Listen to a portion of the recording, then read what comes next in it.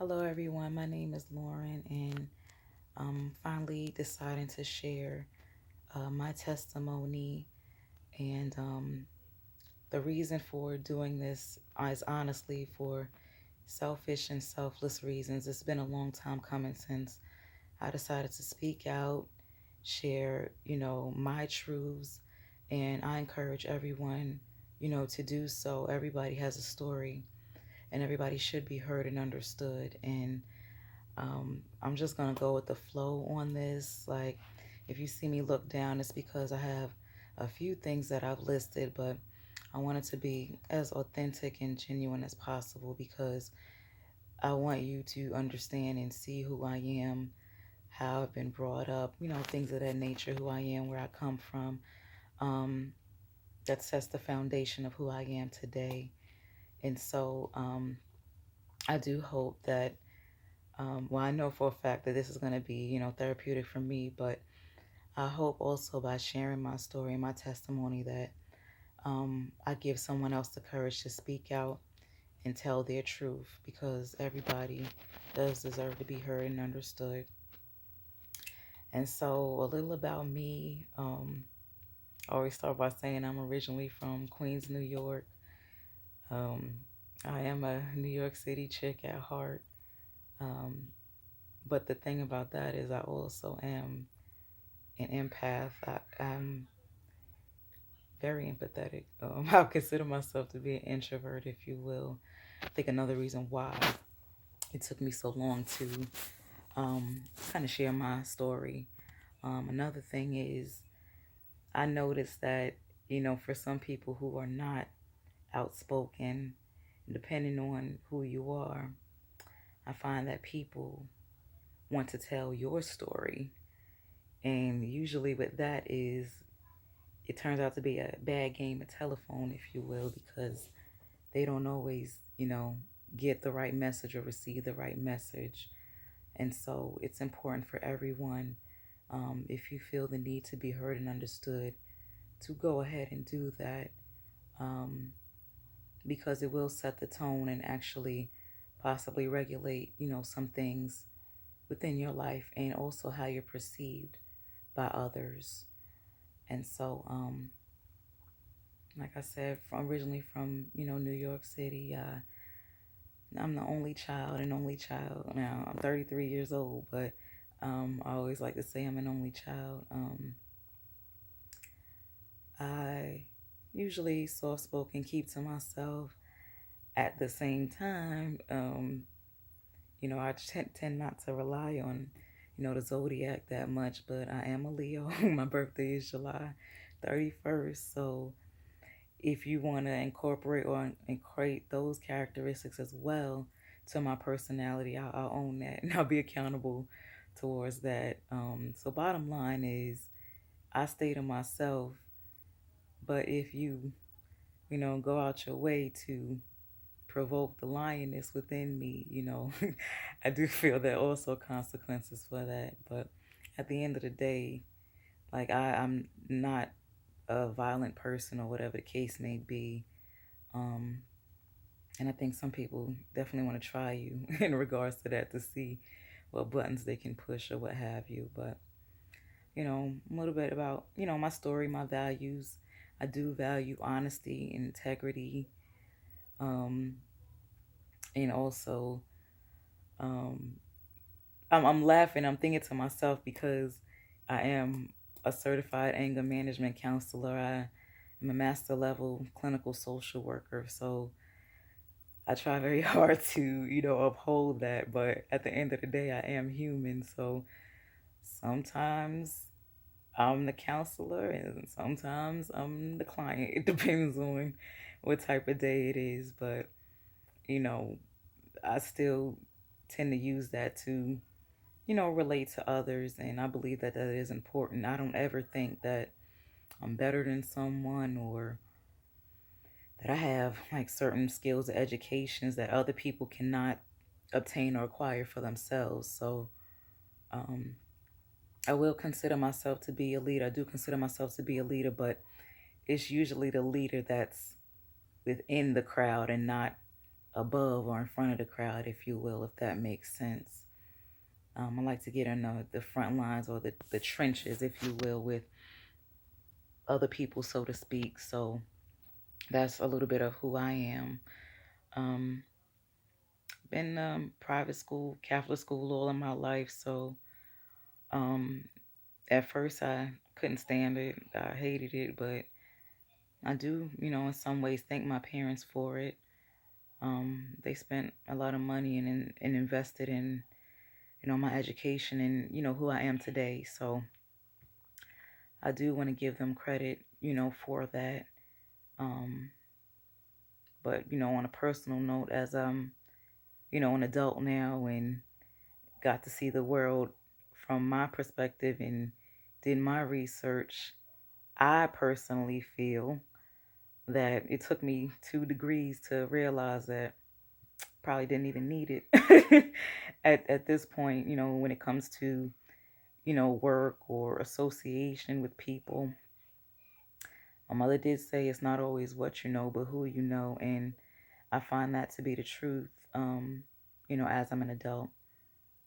Um, so this first video is just, it's going to be a ramble, if you will.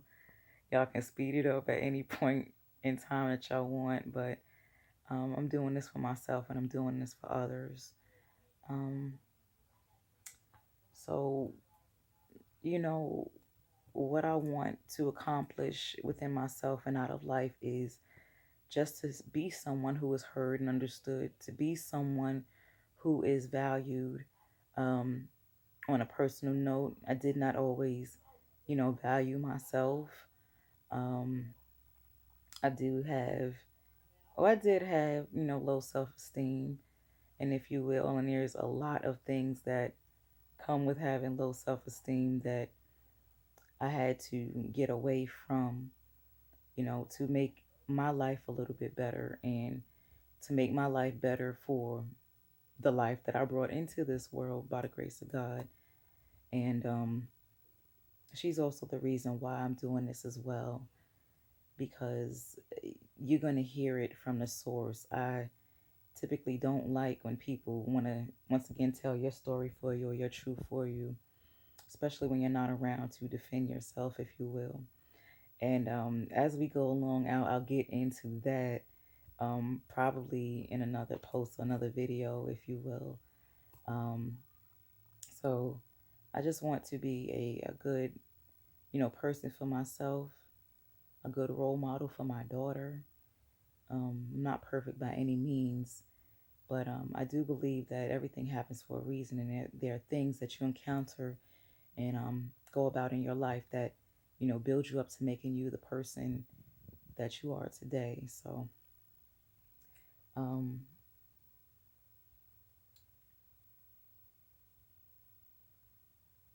I'm looking down because I'm getting nervous, but I'm not going to do any more cuts. Like this is the real, deal, if you will. Um, I don't know if I mentioned, I probably did mention that I'm a certified anger management counselor, but to some, based on perspective, I will be viewed as being angry or being militant, if you will. Um, I'm not gonna lie, whatever you consider to be militant, fine. I'll own that. I'll take that. I remember growing up, I used to write poetry, and my dad, God rest his soul, he used to read my poetry, and when I was like 10 or 11, be like, why are you so angry? You go to Catholic school, you go to private school, like, why are you so angry? And I think deep down it's because I knew that there were some things going on in the world that didn't sit right with my soul or my spirit, even at a young age. And I couldn't put a name to it, or couldn't identify it, or I couldn't throw the DSM book at it. So I didn't know why I was feeling the way I was feeling. I just knew that things weren't right and things weren't fair, if you will. And so um, that also had a lot to do with, values that I grew up with, or values that my parents instilled in me, especially my dad, who was also a clinical social worker. Um, he taught me about integrity and honesty and things of that nature, and, doing the right thing when nobody's looking and things like that. And so, when, inside my house, it was cool, but, then when I would leave, I would get, you know, confronted by people, places, or things that didn't match the values that I grew up with, or even the values that society put out based on what you saw going on in the world. And I'm like, well, something ain't right, because we supposed to love one another, respect one another, da da da da da. And you go out and see people harming each other, killing each other, defaming people's character, things of that nature. And it just made me upset because I'm like, well, what the hell? Like, And so I struggled with that for a long, long, long time. Um, it did build up trust issues. It did build up, resentment and things like that. But it took me a while to learn that, despite all of that, you have to stand by your truth and live by your goals and values no matter what's going on around you. And I will admit that I allowed my outside world to influence or kind of shake the inside or the core of who I am. And maybe that's another reason why I did take up, social work and things like that, because I wanted to understand, human behavior in a social environment and why people did what they did. And still to this day, um, I know why, or I may have an idea why, but it still is like, well, why? Like, I still, understanding, like, let me tell you something, logic and feeling is like oil and water for me. It doesn't mix. It can stay in the same cup, if you will, but one is always going to be on top of the other, for me. And, so I had to, learn that and, struggle with that. So, it just is what it is. But, um, I will say that with me being upset or angry about the way society was or the way things were, within my life, once again, it brought on grounds for resentment. But because of that, I engaged in a lot of things that most people would consider addictive, if you will. I remember telling, social workers or counselors that, I had to utilize. On a side note, if you're doing any type of mental health counseling, advocacy, help for, other people, whether it be on a direct practice or a macro practice, I strongly encourage that you also confide in someone, a licensed professional, things like that, to kind of honestly dump this stuff on, for lack of a better term, because you have to empty your cup in this field in order to be a conduit and a vessel for others. So I take pride in the fact that I, engaged in speaking with other people. But with that being said, I told, one of my counselors along the way that I'm going to write a book one day entitled Chasing Dopamine, because it's something that I wanted to do to make myself feel better because of what I viewed or experienced and seen around me. Um, I am a survivor of domestic violence. I am a survivor of sexual assault and abuse, things of that nature. Um, I don't like to use the word victim because it has a kind of a negative connotation. So I tend to use the word survivor because I'm still here, I'm still standing, and I still, you know, taking what I know, what I've experienced, and do my best to help others along the way. So that's what it's all about. And I've been down for a very long time, if you will, still going to work, still doing what I have to do, but still kept that door closed when I got home and cried or engaged in, marijuana use, or, you know, I had, multiple partners being promiscuous, things like that, um, because of wanting to fill a void, so to speak. Um, my household, it was always understood that there was a higher power. We didn't really speak on it too much, in terms of my being from a Christian household. Now I went to Catholic school, and I'm gonna use I statements. That was a little bit interesting, experience for me. But I always consider myself to be a Christian or a believer in Christ.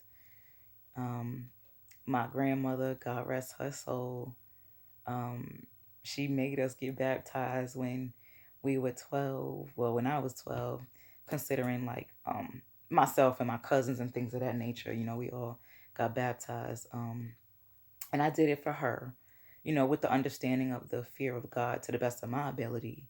I also got baptized again when I was 25. That was after developing a relationship with God, on my own and throughout my life, and you know just coming to him again with the understanding of wanting to give my life over to Christ once again. Um, so yeah, I did that for me. Um, but once again, I'm not perfect by any means. Even with my belief in God, I was angry and resented God because I guess like I saw my higher power as a Santa Claus, if you will, or a genie. And that's not the right way to think about it, in terms of me and my life. I always thought that, if I did good things and I did good work and I was a certain type of person, that I would be rewarded automatically. And in my life, I've seen that because I try to do good, or because I consider myself to be a good person, if you will, that people tend to take advantage of that. People tend to take your kindness for weakness and things like that. Or, oh, let me see what I can get out of this person, because they know your personality. They know what you will do and what you won't do, and people tend to use that to their advantage. And that's pretty sucky, if you will, for lack of a better phrase, but it is what it is. And that happened a lot throughout my life by family, friends, so-called friends, associates, co-workers, whatever the case may be. And because I didn't use an outlet properly, it made me an angry person. It made me a resentful person. And that was displayed in my actions. So, yeah. So, along the way, I just had to correct that. So, with that being said,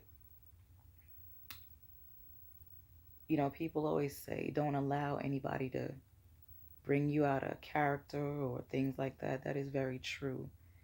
And I commend the people that can put on a poker face and just go about life like just dodging those bullets, if you will, from people, places, things, whatever the case may be.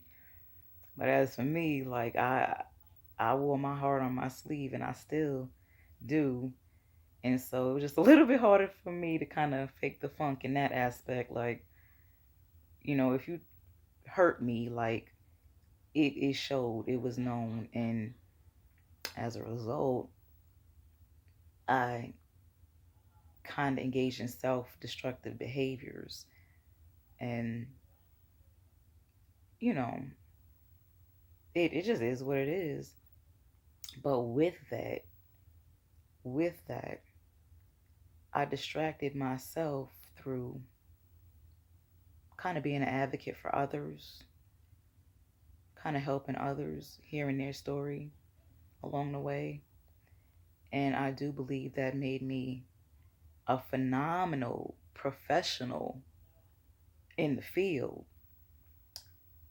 But at the end of the day, in my personal life, everything was kind of crumbling around me, which I thought because I was putting on a facade, you know. So that doesn't work all the time.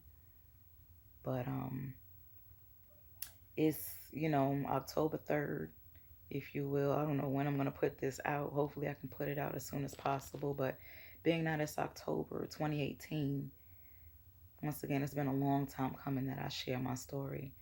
And I do hope that I can help someone else along the way.